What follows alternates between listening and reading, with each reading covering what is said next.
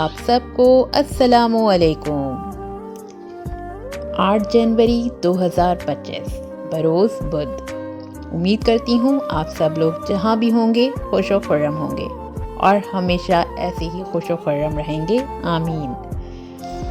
آج کے پروگرام کا عنوان موضوع کچھ خوف سے متعلق رکھا ہے میں نے۔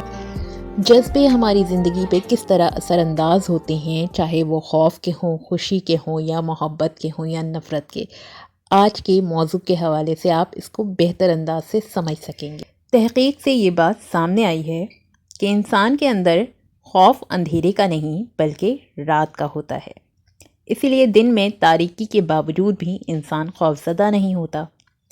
تحقیق سے یہ بھی پتہ چلا ہے کہ عام طور پر جو تصاویر یا آوازیں ہمیں رات اور دن کے درمیانی حصے میں نظر آتی ہیں یا سنائی دیتی ہیں، ان پر ہم اتنا کوئی خاص رد عمل کا اظہار نہیں کرتے، جبکہ رات کے وقت انہی تصویروں اور آوازوں سے خوف کا اظہار کرتے ہوئے دیکھا گیا ہے اور سنا گیا ہے۔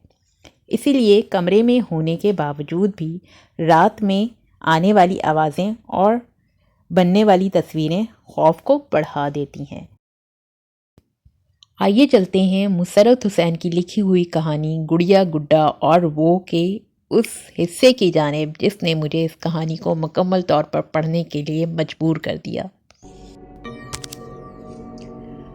حمیرہ نے ہمت کر کے آہستہ آہستہ چادر اپنے منہ پر سے ہٹائی تو اس نے دیکھا گڑیا گڈے سے کھانے کا کہہ رہی تھی۔ اسے بھوک لگی تھی۔ گڈے نے شوکیس سے نیچے چھلانگ لگا دی اور چھوٹے چھوٹے قدم اٹھا کر بیٹ کی طرف آنے لگا۔ گڈے کو بیٹ کی جانب آتا دیکھ کر حمیرہ کی جان ہی نکل گئی۔ گڈا بیٹ کے پاس سے گزر کر میز کی طرف چلا گیا اور پھر میز پر چڑھ کر کیلے کی تھیلی میں سے کیلے نکالنے لگا جو حمیرہ نے علی کے لیے رکھے تھے۔ علی کیلے کھانے کا بہت شوقین تھا۔ گڈا واپس شوکیس کی طرف گیا اور اچھل کر شوکیس پر چڑھ گیا۔ اس کے اچھلنے کی وجہ سے 2 کیلے زمین پر گر گئے تھے، باقی اس نے گڑیا کو دے دیے۔ گڑیا روتی ہوئی وہ کیلے کھانے لگی۔ خون مسلسل گڑیا کے ماتھے سے بہہ کر نیچے ٹپک رہا تھا۔ اچانک ہی خوف کے مارے حمیرہ کی چیخ نکل گئی۔ گڑیا کی نظر حمیرہ پر پڑی۔ گڑیا نے حمیرہ کو غصے سے گھورا۔